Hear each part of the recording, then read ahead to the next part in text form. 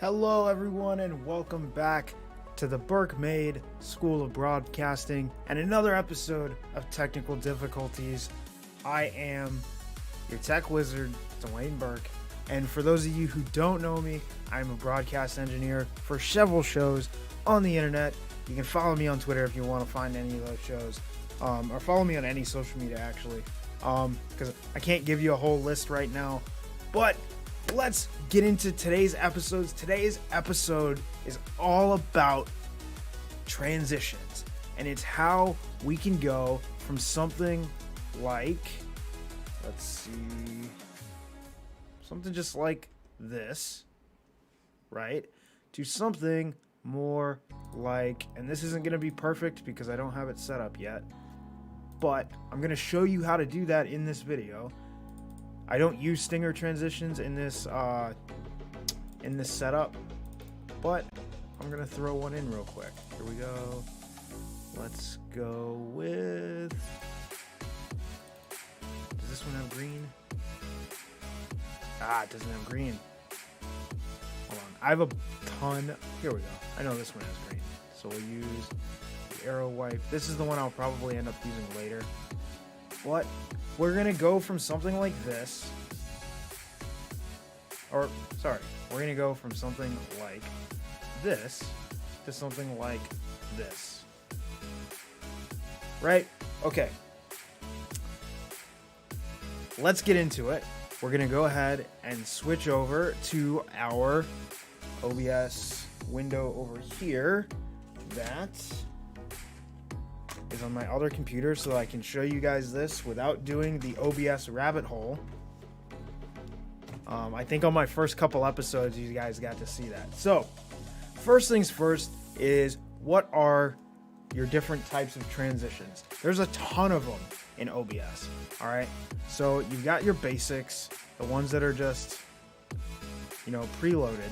You got your cut, a fade, move, swipe, slide, stinger, fade to color, and luma wipes. All right, so I'm going to explain what all these are. Cuts are simple. It's just a hard cut. All right, it just cuts from one to the other. Fade, again, simple, and you can adjust that. Here, you see fade, and then you can adjust the duration right there. Boom. And then what that does is it'll fade from one scene to the other over the given duration. All right, then you've got fade to black is one of your standard ones, but you can actually do, if you do fade to color, it's the same thing. It's just whatever color you pick. So it's simple. It goes from this scene right here. It does not go to a different scene. It just fades to black, just like it says. Boom, fades to black, and then there we go. All right. Then you get into some that are a little bit more dynamic. You've got your swipes, and then when you do that, you can name it. So we'll just call this one swipe 1 for now. And then you open up this window. All right, and then you just get to pick. It'll be left, right, whatever direction you want the swipe to be. And what that does is it swipes the scene off while having the other scene underneath. All right, and then if you swipe in, it does the opposite. The new scene swipes in. All right, so that's what a swipe is. Then you've got slides. So let's go to slide. All right, now slide is exactly what it sounds like. Your scenes are going to slide over. All right, so B slides A. So you're going to see both scenes on screen for a second as they slide over. And the longer your duration, the more you're going to be able to see both scenes on screen. All right, so those are simple. Then we get into stingers. And stinger transitions are basically video files that play over your scene to hide the transition point when you transition between scenes. All right, so this is a stinger transition. All right, now you see how it switched from one one scene to the next automatically. All right, that's not what you want. Ideally, when you set up a stinger transition perfectly, it's going to switch where the screen is full of the image. All right, so you see that? It switches too quick. So how you fix that is you just go into the properties and you adjust your transition point. So where do I move my transition point to? All right. So let's put it at, I think it's about 1 second in. So everything here is going to be done in milliseconds. So we'll put it at 1000 milliseconds, which is 1 second. And then here's another tip for your transitions. All right. So if your transition has sound, you're going to need to put this on monitor and output if you want to hear the sound. Otherwise, you will not hear the sound. Only the audience will hear the sound. All right. And then your audio fade style. If you are talking through the entire transition, put it on crossfade. All right. And then that will keep your audio consistent throughout the transition for anything that is in both scenes. If you do fade out to transition point and then fade in, what will happen is you'll be talking, the transition will happen, your voice will dip for that split second, and then it'll come back up to full volume. If you don't want that to happen, then make sure that you've got it on crossfade. All right. So let's see if we got our transition point right. This is something that it takes a little bit of work because you just gotta test it a couple times and figure out where exactly the transition point is. Now, if you make your stinger transition yourself, which I will probably show you how to do later in a separate video, but if you make your transition yourself, you'll already know where the transition point is, and you can just fill it in. But these are for like some of the pre-bought transitions that you can find on like own.tv or on Nerd or Die, or actually you can Google like free stinger transitions, and you can probably find one that will work for you. This one that I'm using actually is just a free one that I downloaded. I just Googled it so that I would have it for this. You can also get custom stinger transitions made on like Fiverr, and pretty cheap actually. So there's our transition. Okay, so it's a little too quick. I saw a little bit of scene 2. So we're going to bump it up. We're going to go to 1200 milliseconds, and that should have it perfect. There you go. See, now we've got a perfect stinger transition in between scenes, and it's as simple as that. Now, what do you want to do? Because a lot of people... So I'm going to show you something. All right. This scene transition down here. All right. That is whatever is going to happen when I transition between scenes. No matter what. When I transition between scenes, that is what's going to happen. All right. Whatever is in this. So as you see it on the screen, right? Whatever is in this box selected is what's going to happen on screen. All right.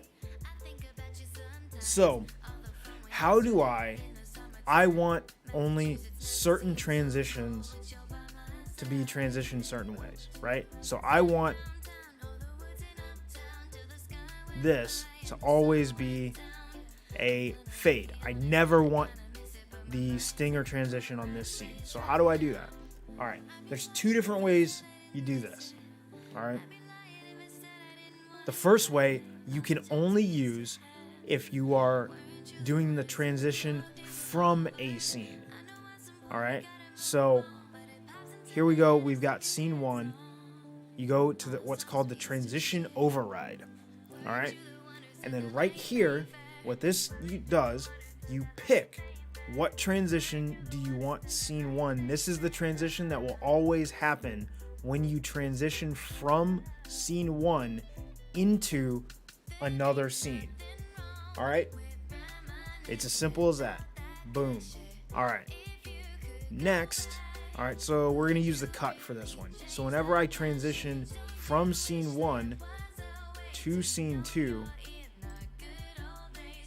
oh, sorry. The transition override is 2. Sorry, I had that backwards. It's whatever transition you want to always happen when you transition to that scene. Sorry, it's to that scene, not from that scene. All right. Now, what do you do if you have a bunch of different going back and forth in your show with your scenes, but you want the transition to be different at different points? How do you do that? Well, there's no way to do that natively in OBS. But what you have to do, you have to get a plugin called the Transition Override Matrix. All right. And I'm going to go to this real quick just because I need to open up a certain folder. Okay, perfect. All right, so here's what we're gonna do. First things first, I gotta, what is it? OBS Transition Matrix. All right, so we'll come back to our working screen and I'm gonna show you what I'm doing on screen. All right. So first things first, you need what's called, and you know what, that's fine. I'll fix that transition in a second. So first things first, the plugin that you're looking for is called the OBS Transition Matrix. You can Google it, boom, you hit Google's, it's the first one right there on the list. Click it, and then always come here first, all right? The link is in the description below. The reason I say come here first is because if you go to, like, say when I click on this, get download, and I go to the GitHub, if I give you this link, it will always take you to this version. If you go to the page before that, it'll always take you the most current version. All right. Then all you're going to do, I'm sorry for Mac users, but they don't have this for Macs yet. All right. You pick your operating system and then download the zip file. All right. Once that's done, that's all you need from Chrome or from whatever browser. That's all you need from the interwebs. All right. And you're going to go into the downloads. Let me get off that for a second. Just want to make sure. Okay, I don't have anything in my downloads that you guys are not allowed to see. I just have to make sure because I have cutscenes and things from some of the shows that I work on. All right, so all you're gonna do from there, you extract all your files. Just extract all. Boom. You can leave it here. And the reason I would just leave it here is because if you already have OBS, all right, if you don't have any other plugins, you can just, what I'm about to show you, you can just do it, copy and paste both of these files into your OBS file, which I'm going to show you how to find that. For most, it's in your C drive, and then programs, the x86, all right? Then you're going to find OBS Studio, all right? And then you see how you've got data and OBS plugins. If you do not have any other plugins, you can just copy and paste and then replace these folders in your OBS folder. If you have any other plugins, you have to take the contents of the folder and then put it into the OBS plugins folder. If you don't do that, you will mess up all of your other plugins, all right? And you don't want to do that. Oh, sorry, I did that incorrectly. All right, so you're gonna go into data and then OBS plugins, all right? And then here is where you can just drag So you go OBS plugins, and then boom, you can drag this right in there. You say continue, because you have to have administrator permissions, and then you go back. Same thing, you come here to OBS plugins, you go back, and then match it, OBS plugins, and then 64-bit, going to 64-bit, and then you come in, you drag and drop this into this folder, continue, wait for that. All right, and then you're gonna close all that, and then the one thing you have to do to get this to work is then you have to close OBS. All right, so just real quick, let me close OBS. You have to restart it once you have a new plugin activated, just so that OBS can refresh, and then open it back up. Give it a second. All right, here we go. Open up OBS again. All right, now this is the best way and the easiest way to manage your transitions in OBS. This plugin is a powerhouse. All right, you're gonna come up here to tools, and then you're come down here to transition override matrix, and then it's gonna open a window like this, and this is where stuff gets cool. It's now gonna list all of your scenes on the left, and then all of your scenes up at the top. And then right down here, it's going to tell you the rows are your scene of origin, and the columns are your scene destination. All right. And then all you have to do, right click, and then I can pick how I want every single scene to transition into every other scene.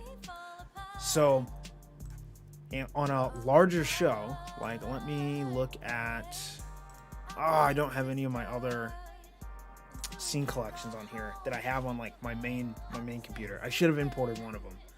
But say you've got a game show, right? Which is one of the shows that I engineer. And you want the rules to appear on screen, and you want them to appear with a stinger transition, but then when you go back to the screen that you're on with all of the contestants, you want it to fade. Now, just using the transition override, you cannot do that, because you can only set one transition override. And say like later on, you want to transition in between the announcers and the contestants, but you want to do it with a wipe instead. So you would need another transition override. That's where the transition override matrix comes into play, because then what you can do is, hold on, tools, transition override matrix, you can set, scene 1 into scene 2 is going to give you the stinger, but then scene 2 back into scene 1 will give you a fade. And then if I had a scene 3, a scene 4, a scene 5, I could set the transition override to every single scene to whatever I want it to be. Doesn't matter. Every single scene into every other scene. So you can actually pick the transition override for every single scene. And if it doesn't matter, you've got perfect, you've got that top row that you can set it any scene to this scene will give you this transition. So if you have one scene that it doesn't matter what scene you're transitioning from, you want the transition into that scene to be the same no matter what, you can set it up here in this top row to any. You can also do that if you close this out, and you saw how originally it had cut up there. That's because that's what this transition override will do. If you transition override here in the OBS menu, that will set the any column up top in the transition override matrix to whatever you set when you right click here in OBS. All right, I think that's gonna be it for today. I think that gives us a pretty good idea and a pretty good foundation for transitions here in OBS. I think I'm gonna keep this stinger transition. I just need to fix it real quick and get it to 1200 milliseconds. There we go. Nope, we're gonna crossfade, and then I don't need to hear the transition audio. Perfect. Okay. So now I've set that transition for me here in my normal show. Now I have a stinger transition that I didn't have before. But that's I think if you have any other questions about stinger transitions, please go ahead, drop them in the comments. If you haven't already, please like this video if it's given you any sort of useful information, and subscribe to the channel and turn notifications on so you can come back for my next episode of Technical Difficulties. Thank you so much, everyone who's watching now, who's watching on the replay, who's in the chat. I see my buddy Sean is in the chat, and he's right. I do have some pretty sick transitions that I use on my Twitch stream, where I stream every Monday and Saturday. That's twitch.tv/Berkmade. Every Monday and Saturday. I do a lot more intricate stuff there. I also do a show called The First Class League on twitch.tv/The Schmodown every Tuesdays at 3 p.m. Pacific time. And that's where you can really see where the transition override matrix comes into play. When you watch that show, I'm telling you, I do everything live with hotkeys. All of those transitions I've set up using the transition override matrix. It really is a powerhouse tool when you're using OBS. It's absolutely, like, I think it is a must-have. And a lot of things that we've seen in OBS have become integrated into actual OBS software. I would not be surprised if when we get to version 27.1 or 27.2 or even like 28, the transition override matrix is no longer a plugin and it's actually included in the OBS software. There is one thing coming for transitions that is really cool that's coming to OBS version 27. The only reason I didn't show you guys how to use those transitions is it's still in beta and it's not stable yet, and I don't want to show you guys something that's not fully functional. When it comes out of beta and they actually do the stable release of the next version of OBS, I will show you guys how to do it. But basically what it is it's Luma, it's you're using the Luma wipe, or no, not the Luma wipe, sorry, it's like a green screen transition where, say like you have a television come in on the stinger, it can flicker and then the next scene will show up and then it can zoom back out. So you can do things like that now in OBS. Whereas before you'd have to set up multiple stage transitions where it actually transition between like 3 or 4 scenes very rapidly, and that's how you can create things like that. It's also in the new version of OBS, you're gonna get transitions for individual sources. So you can then use, say, when I switch to this scene, right? What's gonna be coming in the next version of OBS is my camera down here in, well, it's in the lower right-hand corner of your screen. What I could set up is stinger transition, my camera is not on screen, and then within my macro, my camera turns on, and then there's another stinger transition that brings my camera onto the screen.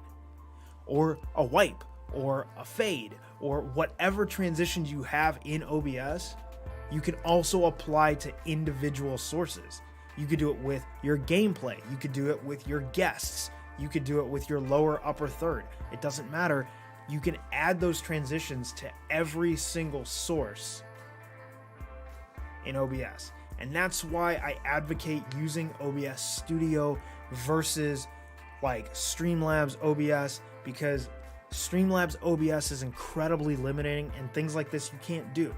But again, that's going to do it for this episode of Technical Difficulties. Thank you everyone for joining me, and at least for one episode being a student of the Burke-Made School of Broadcasting. You can find me everywhere on the internet at Burke-Made.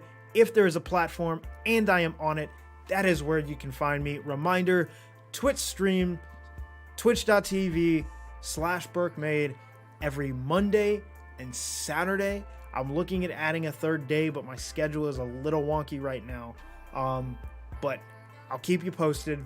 And then here on YouTube, for right now, every Wednesdays, live, 3 p.m. Pacific, here for Technical Difficulties, and Fridays at 11 a.m. Pacific for Desertman Live with my co-host Aiden Kosick, and then every third Saturday of the month at 2:30 p.m. Pacific for Saturdays Are for Anime, my show where every month we watch one season of an anime, and we just talk about how we liked it. I got a great panel of people on that show. Thank you again so much. That's going to do it for me, and I will see you next class.